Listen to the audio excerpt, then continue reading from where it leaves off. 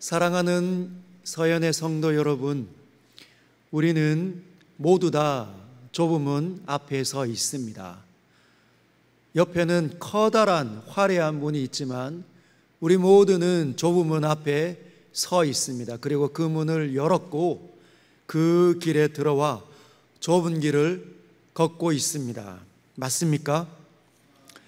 그런데 그 길이 너무나 협착해서 예수님께서 말씀하신 대로 너무나 협착해서 걷다 보면 쉽지가 않아요.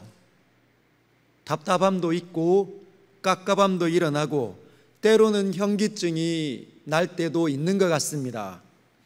그래서 가끔은 내가 이렇게 힘들게 신앙생활해서 뭐 하려고 하나 하는 생각이 드는 사람들도 있는 것 같아요.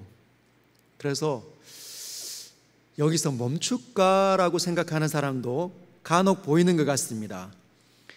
그러나 예수님께서는 우리 모두에게 이렇게 말씀하십니다. 제대로 들어온 것 맞다. 너희는 진짜 제대로 된 길을 선택하고 걷고 있는 것이다.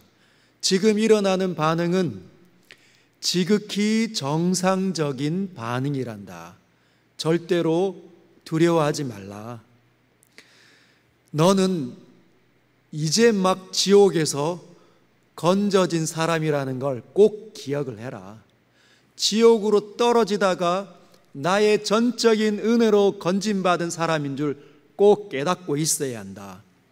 즉, 사랑하는 성도 여러분, 우리는 지옥으로 갈 만큼 지옥에 어울리는 삶을 살았습니다. 천국에 어울리는 삶은 우리에게 잘 일어나지 않았다는 거죠. 그래서 하나님의 은혜로, 하나님의 사랑으로 거저 구원받았기에 주님께서 열어놓으신 그 길에 들어서서 걷는 사람들은 다 불편할 수밖에 없습니다. 그리고 길이 협착하다 보니, 여러분, 협착하다라는 단어가 헬라어 원문으로 슬리보 아니었습니까? 협착하면 길이 딱 나 하나만 통과할 수 있는 그리고 약간 몸을 움츠려야 통과할 수 있는 길이 협착한 길입니다. 그러면 살이 닿아서 쓸리게 되는 거죠. 여러분, 넓은 길은 그런 반응을 할 필요가 없습니다.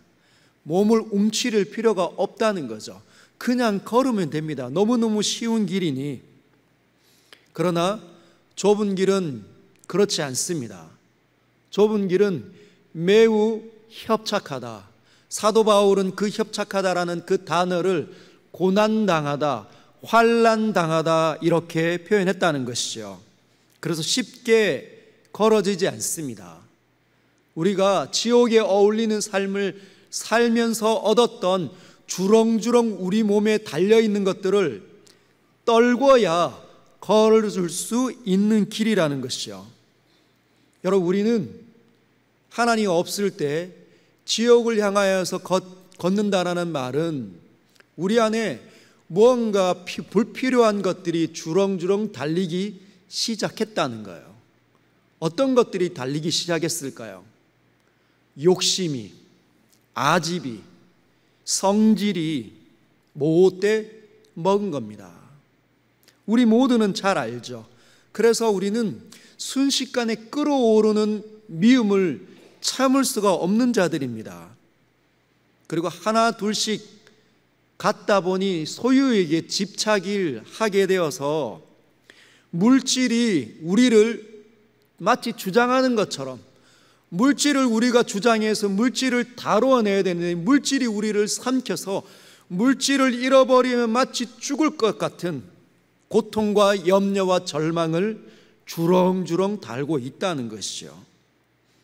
끝없는 성공에 대한 집착, 사람에 대한 집착. 그리고 여러분, 우리의 마음은 얼마나 변질되기 쉽습니까? 나 믿어줄게, 나 진짜 믿어줄게. 그러나 그 마음을 얼마나 쉽게 걷어들이는 사람들인지, 여러분, 오해도 얼마나 빠른지 모릅니다. 오해도. 그래서 여러분, 우리를 넘어지게 만들었던 우리 안에 주렁주렁 달려있는 하나님께서 원하지 않는 그런 삶을 다 털어내야 합니다. 협착하니까 그걸 떨을 수밖에 없는 거죠. 비집고 들어가다 보니 자연스럽게 떨어지는 겁니다. 내 몸에서 떨어지는 거죠. 고난을 당하고 어려움을 당하면 그런 것들이 하나씩 떨어지는 겁니다. 주님의 말씀과 함께, 주님께서 주시는 격려와 함께 그 길을 걷다 보면 하나 둘씩 떨어지게 되는 거죠. 사랑하는 성도 여러분, 협착한 길이 아니면 떨어지지가 않습니다. 얼마나 주렁주렁 달려있는 것이 끈적끈적한지 여러분, 끈적끈적한 거 아십니까? 끈적끈적거리는 거. 떨어질 것 같은데 안 떨어지고, 떨어질 것 같은데 안 떨어지고, 내 입술에 끊임없이 달려있는 그 저주스러운 말들, 끝없이 상대방을 향하여서 무섭게 표정 짓는 그 좋지 않음이 끈적끈적거린다는 거죠. 그래서 고난을 당하고 어려움을 당하면 비로소 내 자신이 누구인지 우리는 알게 됩니다. 여러분, 이것이 기독교인 그리스도인의 삶입니다. 그래서 두려워하지 마십시오. 힘들다고 중간에 포기하지 않기를 바랍니다. 그런 여정을 걷는 우리에게 주님은 오늘 특별한 말씀을 하십니다. 주의해야 할 존재들이 있다. 좁은 길을 걸을 때 만나게 될 인물들과 존재들이 있는데 그들을 너희들은 조심해야 한다. 우리 15절 같이 한번 읽어볼까요? 15절입니다. 시작. 거짓 선지자들을 삼가라. 양의 옷을 입고 너희에게 나아오나 속에는 노략질하는 일이라. 누구를 만나게 될 거라고요? 거짓 선지자들을 만나게 될 수 있다는 겁니다. 거짓 선지자들의 특징이 15절에는 양의 옷을 입고 너희에게 나온다. 양은 순한 동물이죠. 무기가 전혀 없어 보이는 착한 동물처럼 인식이 되지만 그 양의 옷을 입고 늑대와 이리가 우리에게 찾아온다는 거죠. 그들이 거짓 선지자들이라고 말합니다. 즉 겉과 속이 다른 사람들을 너희가 만나게 될 텐데 주의해야 된다. 주의해야 된다. 여러분, 이들이 누구일까요? 겉에는 양의 옷을 입고 속에는 늑대와 같은 사나운 그 이리와 같은 성품을 지닌 존재들이 있습니다. 우리는 그들을 가리켜 이단이라고 부릅니다. 이단. 여러분, 이단이라는 한자 알고 있습니까? 이단. 여러분, 이단이라는 한자는 끝단자, 다를 이자에 끝단자를 씁니다. 그러니까 비슷해 보이지만, 같아 보이지만 끝이 다르다는 거죠. 우리와 마치 비슷해 보이는 단체들이 꽤 많습니다. 그러나 끝에는 다르다는 거예요. 여러분, 어떤 존재들은, 어떤 이단 단체들은 시작은 예수님으로 시작합니다. 여러분, 예수님을 믿으십시오. 예수님으로 시작했는데 결국은 자기로 끝난다는 거죠. 예수님, 내가 재림 예수다. 사랑하는 성도 여러분, 제가 설교하다가 여러분 저를 믿어야 됩니다 하면 여러분 이 자리를 박차고 나가셔야 합니다. 무슨 말인지 아시겠어요? 예수님을 이야기하다가 자기로 끝나면 마치 자기가 재림 예수인 것처럼 신인 것처럼 이야기하면 그 자리를 박차고 뛰쳐나올 수 있어야 합니다. 교주가 되는 사람들이 한두 명이 아닙니다. 기독교 아류작들이 얼마나 많은지 몰라요. 어떤 사람은 예수님 실패했다. 그래서 예수님 실패했기 때문에 내가 왔다, 나는 참 부모다 라고 말했던 사람이 있었습니다. 굉장히 오래 살았죠. 한국 교회를 흔들었습니다. 결국은 죽었죠. 얼마 전에 죽었습니다. 참 부모였는데 죽어버렸습니다. 어떤 사람은 본인이 재림 예수인데 감옥에서 죽었습니다. 감옥에서 죽었어요. 근데 아직까지 그가 부활할 줄 믿고 기다리는 사람들이 있는데 간판은, 그들의 교회 간판은 굉장히 아름답습니다. 그런데 본인들은 이제 아버지 하나님이 죽었으니까 부활할 때까지 기다리니 누가 남았냐? 어머니 하나님이 있다고 합니다. 어머님이 하나님이 지금 통치하고 있대요. 여러분, 그런 단체를 우리는 사이비 종교라고 합니다. 사이비 종교. 굉장히 많습니다. 어쩌면 이 자리에는 그런 단체에 몸담고 있다가 겨우 빠져나오신 분이 있을 수 있겠죠. 그런데 그런 사이비 단체는 구분하기가 굉장히 쉬운데도 불구하고 많은 사람들이 들어가 있습니다. 그런데 어떤 단체는 구분하기가 매우 어려운 단체들이 있어요. 양의 탈을 썼는데 얼마나 정교하게 만들었는지 마치 양처럼 보인다는 거예요. 늑대같이 보이지 않는다는 겁니다. 여러분, 교리가 얼마나 비슷한지 죄의 사함을 이야기하며 거듭남의 비밀을 내가 이야기한다 라고 떠드는 사람들이 꽤 많습니다. 여러분, 죄의 사함을 받아야 되겠죠. 우리는 거듭나야 합니다. 가만히 들어보면 맞는 것 같아요. 그런데 여러분, 그들은 구원을 받았기 때문에 이제 더 이상 죄를 지어도 지옥에 안 떨어진다. 맞는 것 같지 않습니까? 예수님께서 이 땅에 오셔서 십자가에 죽으실 때는 우리의 과거와 현재와 미래의 모든 죄악을 짊어지시고 죽으신 겁니다. 근데 그들이 끝에 달라지는 거죠. 뭐라고 얘기합니까? 죄를 지어도 괜찮다. 그래서 죄의식이 결여된 성도들을 양산해 냅니다. 또 약간 다른 단체는 뭐라고 얘기하냐면 죄의 사함을 받고 거듭났고 구원을 받았으니 이제는 더 이상 죄를 짓지 않는다 말하는 거죠. 죄를 짓지 않는답니다. 저와 여러분은 지옥에 가는 거죠. 그들의 교리에 따르면. 여러분, 사도 바울의 서신서를 한번 읽어보십시오. 그리고 예수님의 말씀을 한번 잘 들여보십시오. 거듭났는데, 구원을 받았는데 우리가 죄를 짓지 않는다. 그러면 신약 성경을 다시 써야 합니다. 너희가 구원을 받았다면 복음에 합당한 삶을 살아야 한다. 빛의 자녀처럼 살아야 한다. 왜 그렇게 말을 할까요? 못 사니까. 하나님 앞에 들어왔는데 여전히 자기의 경향성에 무너지니까 여전히 주님께서 가르치시는 겁니다. 여러분, 우리는 협착한 길을 걷고 있음을 꼭 기억하십시오. 우리 안에 주렁주렁 달린 것들은 협착한 길을 통과해야만 떨어질 수 있다는 거예요. 고난이 있고 어려움을 만나야 비로소 내가 누구인지, 나로 인하여서 누군가 고통받는지 알게 된다는 거죠. 그래서 그때 하나 둘씩 버리게 되는 겁니다. 구원받았을 때 완전히 변화되면 협착한 길을 걸을 필요가 없죠. 그냥 대로를 걸으면 됩니다. 왜? 자연스러우니까. 그래서 여러분, 거짓 선지자들은 매우 위험합니다. 여러분, 거짓 선지자들을 구별하실 수 있겠습니까?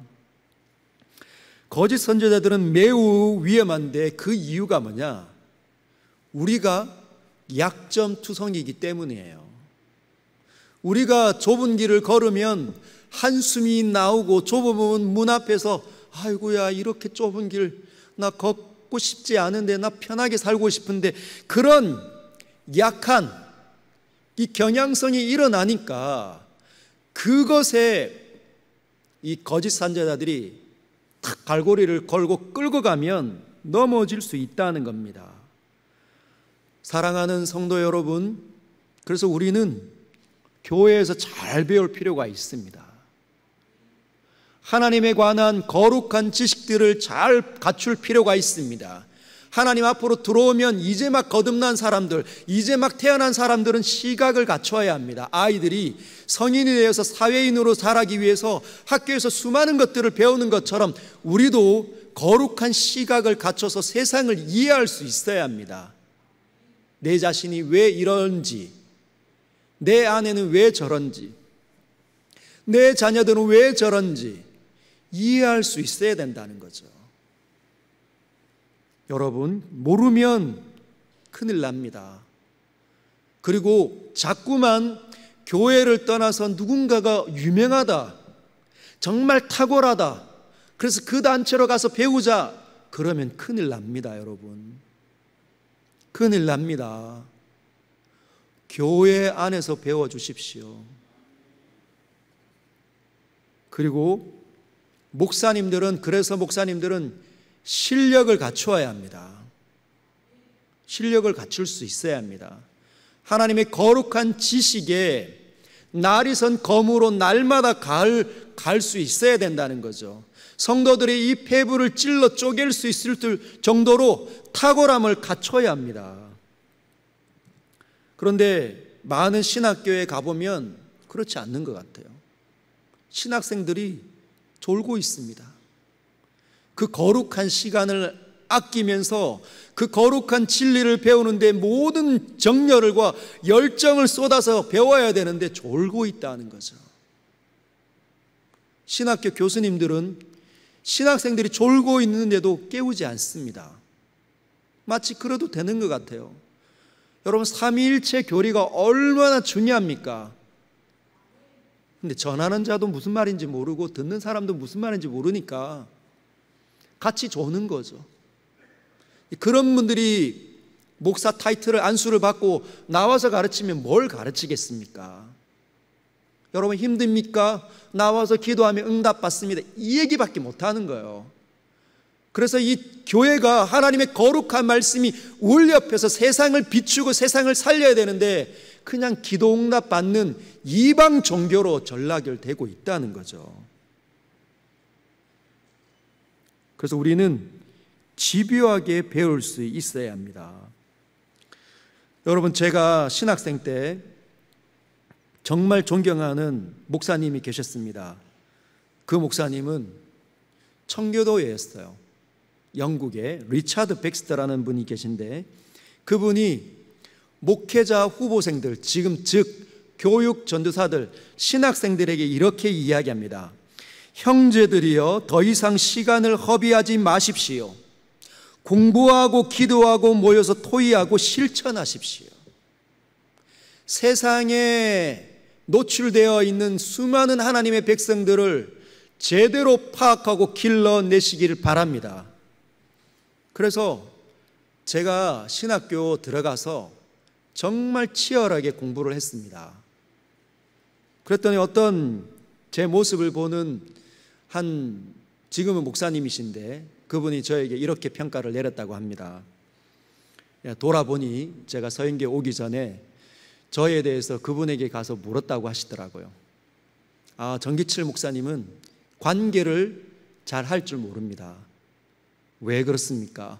도서관에서만 파묻혀 살고 있습니다. 여러분, 생각외로 우리의 시간은 많지 않습니다. 목회자로서 배움에 이 시간을 쏟는 이것이 쉽지가 않다는 거죠. 그래서 우리는 치열하게 배워야 합니다. 다른 단체가 아니라 서연교회에서 하나님의 거룩한 지식들이 날마다 가르쳐지고 많은 사람들이 배우고 학식을 갖추고 세상을 감당할 수 있는 사람들로 자라야 된다는 거죠. 이 거짓 선지자들을 좀 더 한번 살펴보도록 하겠습니다. 22절에 보면 그들의 특징이 이렇게 나타나 있습니다. 예수님의 말 속에 그들의 특징이 이렇게 되어져 있습니다. 한번 같이 읽어볼까요? 시작. 그날에 많은 사람이 나더러 이르되 주여 주여 우리가 주의 이름으로 선지자 노릇을 하며 주의 이름으로 귀신을 쫓아내며 주의 이름으로 많은 권능을 행하지 아니하였나이까 하리니. 여러분, 여기에 보면 이 예수님의 말씀에 보면 그 거짓 선지자들의 특징이 나타나는데, 첫 번째가 주여 주여 한다는 겁니다. 여러분, 주여 주여 한다는 게 무슨 뜻일까요? 예수님을 주여라고 부른다는 겁니다. 즉 그들이 기도하는 모습을 띠고 있고 예배하는 모습을 띠고 있다는 거예요. 이 거짓 선지자들인데 양의 옷을 썼는데 기도를 하고 있어요. 예배를 하는 것처럼 보여집니다. 마치 주님을 인정하는 것처럼 보여진다는 거예요. 두 번째는 이렇게 있습니다. 주여 우리가 주의 이름으로 선지자 노릇을 하며, 우리가 자신들이 선지자 노릇을 했다는 겁니다. 선지자 노릇을 했대요. 여러분, 선지자가 뭘까요? 선지자는 하나님의 말씀을 세상에 선포하는 사람들을 선지자라고 합니다. 그들이 선지자 타이틀을 가지고 있다는 거예요. 오늘날로 말하면 어떤 타이틀이 그들에게 있겠습니까? 자신 있게 말씀해 보십시오. 목사의 타이틀이 그들에게 있다는 거죠. 거짓 선지자들이 마지막 날에 하나님 앞에 서서, 예수님 앞에 서서 주여 우리가 선지자 노릇을 했습니다. 많은 목사님들이 그렇게 반문할 수 있다는 거죠. 또 누가? 선교사님들의 타이틀이 있을 수 있습니다. 그죠? 왜? 선교사님들도 예수님이 하나님이십니다라고 전하니까, 하나님의 뜻을 전하는 모습들이 있으니까. 또 누가 있을까요? 직분자들이 있습니다. 장로님 타이틀을 가지고 있다는 거죠. 권사님 타이틀을 가지고 있습니다. 안수 집사님, 시무 집사님 타이틀을 가지고 있고, 서리 집사님 타이틀을 가지고 있고, 교사의 타이틀을 가지고 있다는 거예요. 여러분, 충격이지 않습니까? 여러분, 저를 잘 살펴보셔야 합니다. 무슨 말인지 아시겠죠? 제가 목사이기 때문에 저를 신뢰하면 안 됩니다. 세 번째, 그들은 이렇습니다.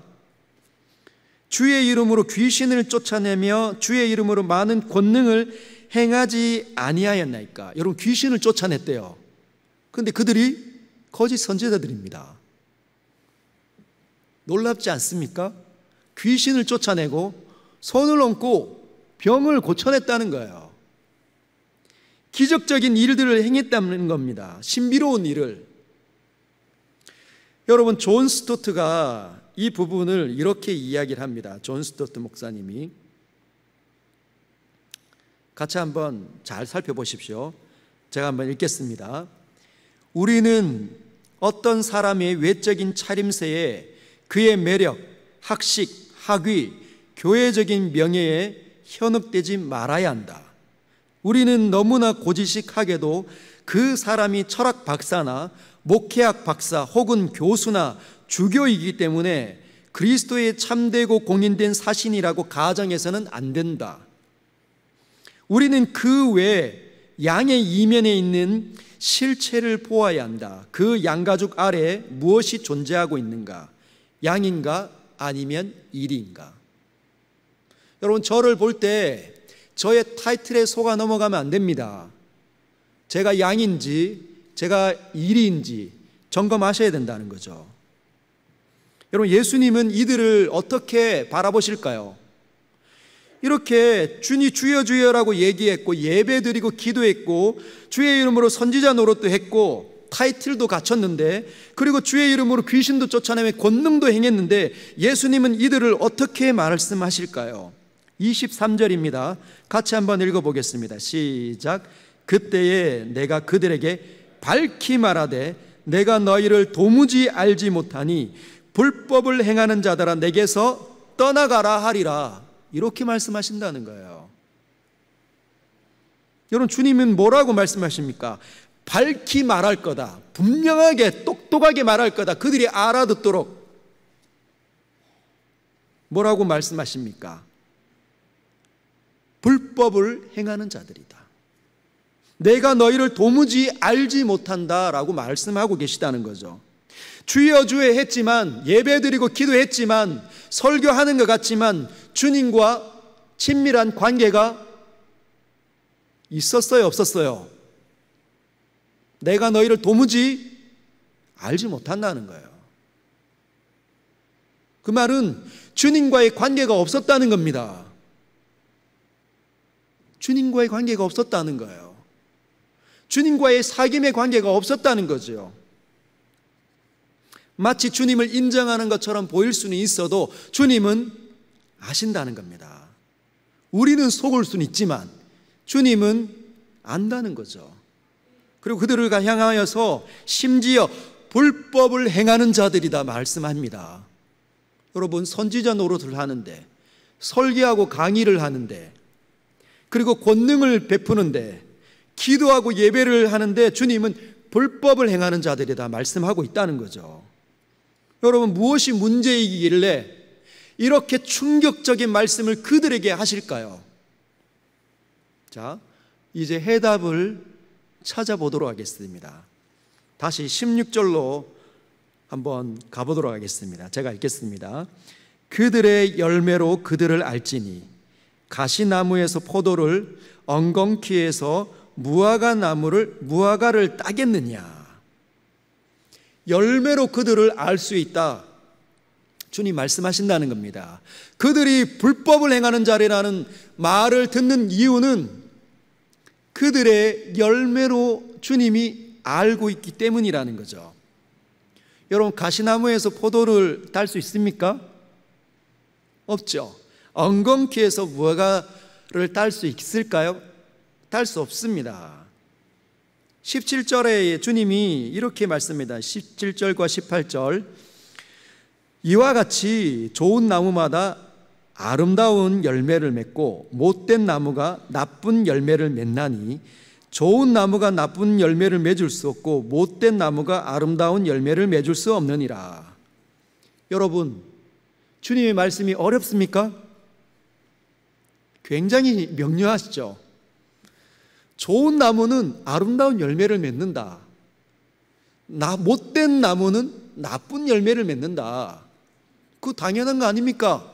그거 당연하지. 못된 나무가 아름다운 열매를 맺을 수 없는 거야. 그리고 좋은 나무는 나쁜 열매를 맺을 수 없다는 것이지. 거짓 선지자들이 그렇다는 겁니다. 여러분, 거짓 선지자들은 좋은 나무입니까? 나쁜 나무입니까? 정확하게 말씀해 보십시오. 여러분, 거짓 선지자들은 좋은 나무일까요? 못된 나무일까요? 못된 나무입니다. 그래서 그들은 아름다운 열매를 맺지 못한다는 것이죠. 여러분, 좋은 나무의 특징이 그들에게 없다는 겁니다. 근데 많은 사람들은 좋은 나무는 특징이 자꾸만 신앙적인 일이라고 생각을 해요. 예배를 드리면 좋은 나무로 착각을 합니다. 기도를 하고 있으면 좋은 나무인 것처럼 인정을 하는 거죠. 예배당에 앉아 있으면 좋은 나무라고 생각을 합니다. 그가 설교를 하든지, 그가 교수를 하든지, 그가 신학 박사를 하든지 그런 좋은 나무라고 생각을 합니다. 권능을 베푸고 방언을 하고 환상을 보며 좋은 나무라고 생각을 합니다. 그러나 주님은 그게 특징이 열매가 아니라는 거죠. 주여 주여 하는 것은 특징, 열매가 아니라는 겁니다. 사랑하는 성도 여러분, 좋은 나무와 나쁜 나무는 둘 다 나무예요, 나무. 둘 다 나무라서 똑같아 보일 수 있다는 거죠. 외관은 똑같아 보일 수 있습니다. 즉, 주여 주여 하는 것과 권능을 행하는 것과 선지자 노릇을 하는 것은 좋은 나무와 나쁜 나무, 못된 나무 둘 다 있는 특징인 거죠. 나무라는 특징인 겁니다. 그게 열매가 아니었다는 거예요. 그러면 여러분, 좋은 나무의 특징은 단순히 주여 주여 하는 것, 그거 있는 거죠. 예배 드리고 기도합니다. 그것이 없어야 된다는 게 아니에요. 권능을 행하기도 하고 설교를 행하기도 하죠. 선교를 하기도 합니다. 봉사를 하기도 하지만 다른 특징이 나타나야 된다는 겁니다. 그게 좋은 열매예요. 그 좋은 열매가 맺혀야 그들이 좋은 나무였음을 파악할 수 있다는 거죠. 그러면 좋은 열매는 무엇일까요? 자, 최고 중요한 구절입니다. 21절. 거기에 동그라미 치시고 여러분이 항상 외우시고 기억하셔야 되는 구절입니다. 같이 한번 읽겠습니다. 시작. 나더러 주여 주여 하는 자마다 다 천국에 들어갈 것이 아니요 다만 하늘에 계신 내 아버지의 뜻대로 행하는 자라야 들어가리라. 주여 주여 한다고 예배하고 기도한다고 선교하고 또는 설교한다고 티칭한다고 복음을 전한다고 봉사한다고 이런 것으로 들어가는 것이 아니라 진짜 좋은 나무의 특징인 아름다운 열매는 하나님의 뜻대로 사는 삶이라는 겁니다. 하나님의 뜻대로 사는 삶. 즉 거짓 선지자들은 주여 주여 하고 예배를 드리고 기도는 했지만 하나님의 뜻대로 사는 삶이 있었어요, 없었어요? 정직하게 얘기해 보십시오. 있습니까, 없습니까? 없다는 겁니다. 권능을 베풀고 설교를 하지만 하나님에게는 관심이 도무지 쏠리지 않았다는 겁니다. 하나님과의 인격적인 만남이 이루어지지 않았다는 거죠. 본인은 착각할 수 있다 하지만, 즉 설교는 할 수 있지만 설교대로 살지 않는다는 거죠. 그러면 하나님 뜻대로 살면 어떤 열매가 맺혀지게 될까요? 여러분 알고 있습니까? 하나님 뜻대로 살면 하나님의 나라에 들어가게 되는데 그 뜻대로 살게 되는 그 삶의 열매는 무엇이냐, 구체적으로 모든 사람들이 알 수 있도록. 여러분 하나님께서 우리 안에 거하십니다. 우리가 거듭나면 하나님께서 우리 안에 그분의 성령을 보내시는 거죠. 그 성령을 따라 사는 삶이 나타나도록 말씀하십니다. 그래서 성령의 열매가 맺혀지는 거죠. 그게 하나님의 뜻. 여러분 성령은 가장 첫 번째, 가장 중요한, 가장 핵심적인 임무가 있습니다. 우리 안에 오셔서 예수님께서 이렇게 말씀하시죠. 그가 보혜사 그가 올 건데 내가 너희들의 곁을 떠나면 보혜사 성령 그가 너희에게 올 건데 내 것을 가지고 너희에게 생각나게 할 것이다. 무슨 말입니까? 기록된 이 성경을 읽고 또는 나누고 공부하고 또 설교를 들을 때 하나님의 음성으로 들려지게 하는 역할이 성령이라는 겁니다. 하나님의 이 생각들, 뜻들을 우리에게 열어주시는 거죠. 그래서 그 길을 걷게 하는 겁니다. 그 협착한 길이지만. 그래서 어떤 열매가 맺혀질까요? 사도 바울은 이렇게 이야기합니다. 갈라디아서 5장 22절과 23절. 오직 성령의 열매는 사랑과 희락과 화평과 오래 참음과 자비와 양상과 충성과 온유와 절제니, 성령이 우리 안에서 운행하시면 이 같은 것을 금지할 법이 없다. 여러분 마귀가 셉니까? 하나님이 셉니까?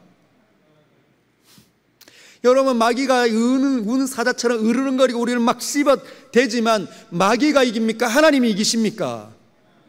하나님께서 불면 순식간에 거기에 있었는지 모르는 존재가 마귀입니다. 마귀. 성령이 이기시고 우리 안에서 충만하게 역사하시면 하나님이 이기시는 거죠. 그래서 저와 여러분이 과거에 지옥에 어울리는 삶의 습관에서 조금씩 벗어나서 달라지고 변화가 되는 이유가 거기에 있습니다. 여러분 그 앞절에는 육체의 일, 성령이 오시기 전의 일들이 소개되고 있는데 갈라디아서 5장 19절과 21절입니다. 제가 읽겠습니다. 육체의 일은 분명하니 곧 음행과 더러운 것과 호색과 우상숭배와 주술과 원수 맺는 것과 원수 맺는 것, 분쟁과 시기와 분냄과 이런 것이 뭐라고요? 육체의 일, 하나님이 없이 그냥 자기 본성을 따라 살 때 일어나는 일들입니다. 분쟁과 시기와 분냄과 당 짓는 것, 끼리끼리 모이는 거죠. 분열과 이단과 술 취함과 방탕함, 이런 것들은 하나님의 나라를 유업으로 받지 못한다.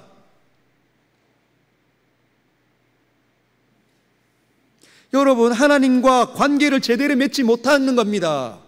하나님과 제대로 관계를 맺지 못하니 거짓 선지자들은 절대로 사랑과 희락과 화평과 오래 참음과 자비와 양성과 충성과 온유와 절제 같은 성령의 9가지 열매를 맺을 수가 없다는 거죠. 왜요? 내 나라밖에 못 살잖아요. 자기가 하고 싶은 대로 사니까. 그들은 나라를 바꾼 적이 없습니다. 여러분, 화가 치밀어 오를 상황이 되면 가만히 있으면, 여러분, 거짓 선지자들이 가만히 있으면 구분이 안 되죠. 화가 치밀어 올라가지고 물 계속 화만 내고, 여러분, 그러면 그가 그리스도를 인정하는 사람일까요? 나는 억울하니까 교회의 몸을 그렇게 끝없이 훼손하는데, 그렇게 송사하고 고소하는데 그가 하나님을 인정하는 사람이라고 말할 수 있겠습니까? 표정이 분노인데 하나님 나라를 유업으로 받지 못하는 거죠. 하나님을 닮았다고 누가 말합니까? 괴물, 몬스터를 닮은 겁니다.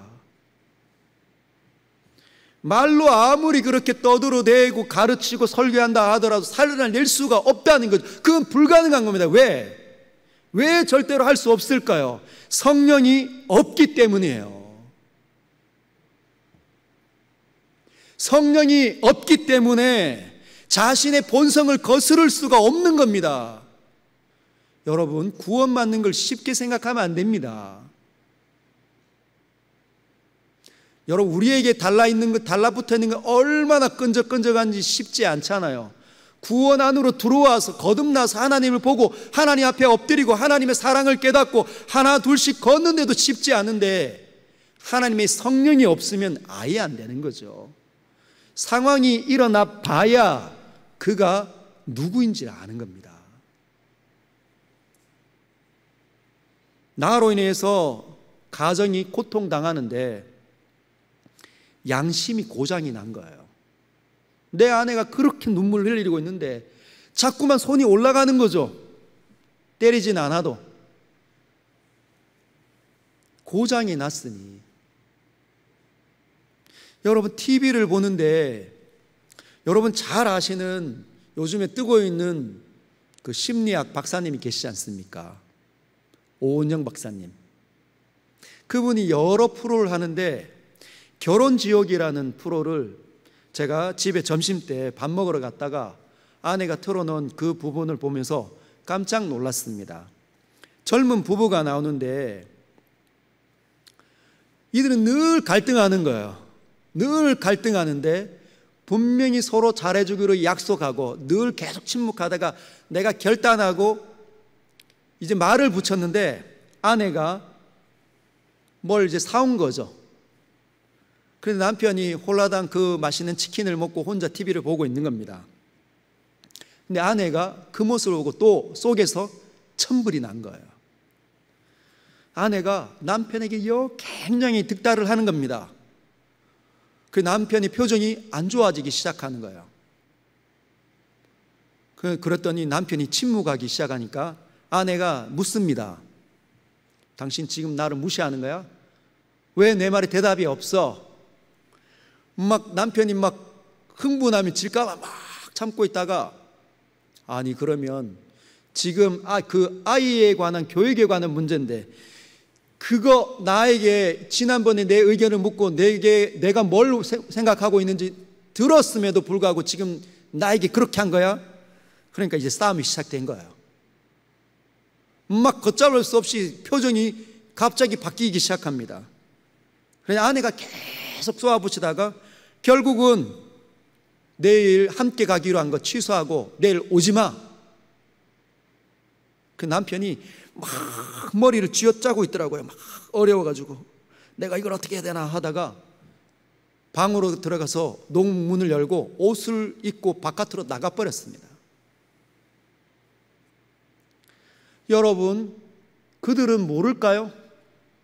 남편이 어떻게 해야 되는지, 아내가 어떻게 해야 되는지, 어떻게 가정에 평화가 오는지 모르겠습니까? 다 압니다. 그러나 안 된다는 거죠. 안 된다는 겁니다. 그러나 성령이 임하시면 다른 삶이 나타나는 거죠. 성령이 임하시면 과거처럼 늘 들나기처럼 들이받는 것만 일어나는 것이 아니라 하나님의 생각이, 하나님의 소리가 들리기 시작하는 겁니다. 하나님께서 자꾸 자기를 찌르는 거죠. 성령이 이 안에서 네가 그렇게 하면 되겠냐, 네가 남편의 소리를 그렇게 하면 되겠냐, 찌른다는 겁니다. 그게 무슨 말이에요? 하나님의 뜻을 알고 있다는 거죠. 그는 배웠습니다. 가만히 인생을 살아보니 마치 사랑을 할 수 있을 것 같고 사랑을 잘 해줄 수 있을 것처럼 생각했지만 자기는 사랑이 없구나. 그래서 하나님께서 사랑을 이 땅에서 보여주셨구나. 십자가를 통하여서, 죽음을 통해서 나를 살려내셨구나. 그때 그 사람이 사랑을 거기서 배운 겁니다. 하나님 뜻을 배운 거죠. 그래서 아내에게 똑같이 대갚아주고 싶은데 막 분이 막 치밀어 오르고 막 하는데 어떻게 하는 겁니까? 이가 막 갈리고 막 전기증이 나고 하지만 오래 참아내려고 한 발짝 버텨내는 겁니다.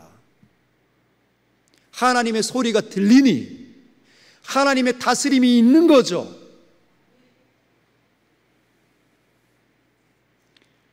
여러분, 너무 협착하고 힘들지 않습니까? 그걸 받아내는 게. 상대가 나에게 집요하게 할 때 그걸 받아내는 건 너무나 어렵고 고난처럼 여겨지는 겁니다. 그러나 그 길이 바르다고 주님이 가르쳐 주셨기 때문에 협착하고 살이 쓸리는 것 같아도 그 길 걷는 거죠. 그러면 놀라운 일이 생겨나는 겁니다.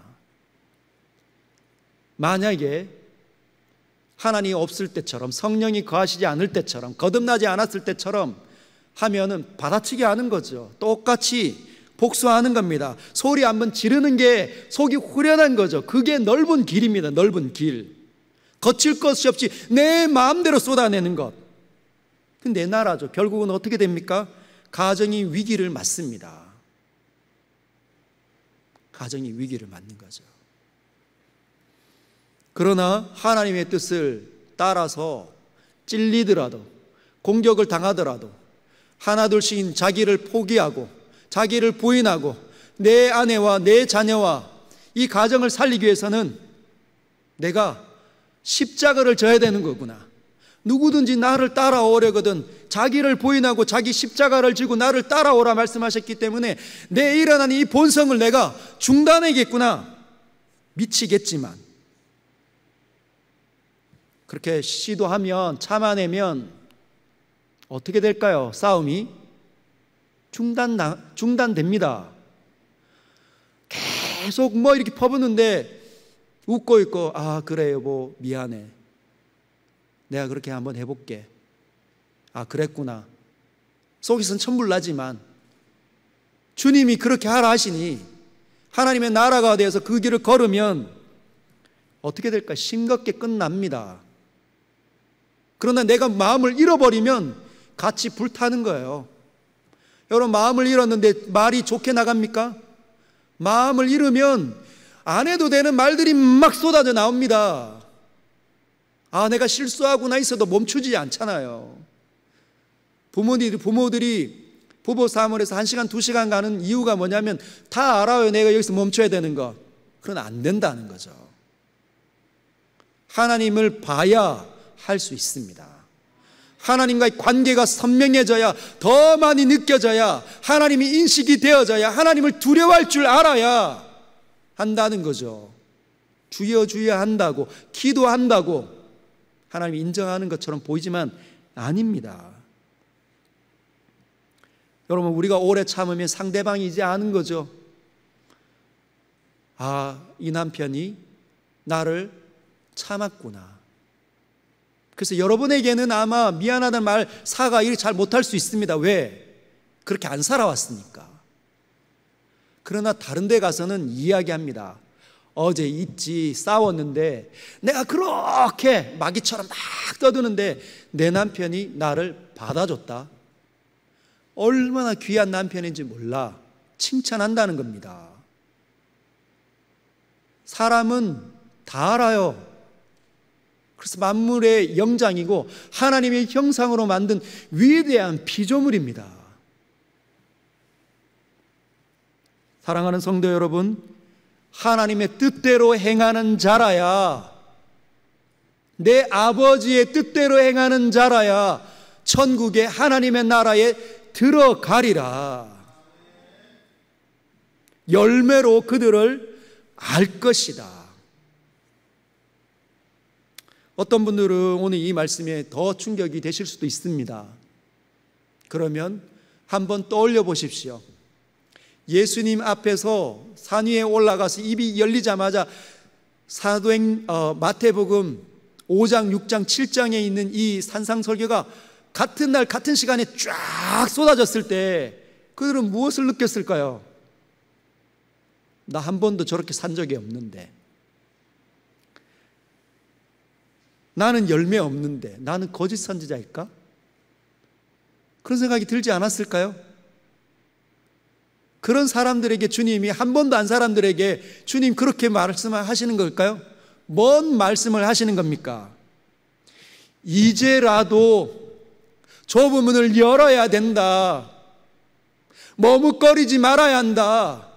내가 원하는 삶이, 내가 원하는 그 나라가 너희 앞에 있으니 열고 들어와야 한다. 너희도 살고 너희 가정도 살고 너희 나라와 민족과 세계 열방이 사는 그 길이다. 그것이 생명의 길이다 말씀하시는 겁니다. 할렐루야. 우리는 이 주님의 말씀 앞에 서 있습니다. 승리하시길 바랍니다. 우리를 유혹하려 드는 수많은 어둠의 영들과 거짓 선지자들과 열매 없는 사람들의 이 분노와 그런 것들에 속아 넘어가지 마시고 하나님 앞에 거룩한 삶으로 영광을 올려드리시는 저와 여러분들 되시길 주님의 이름으로 축복합니다.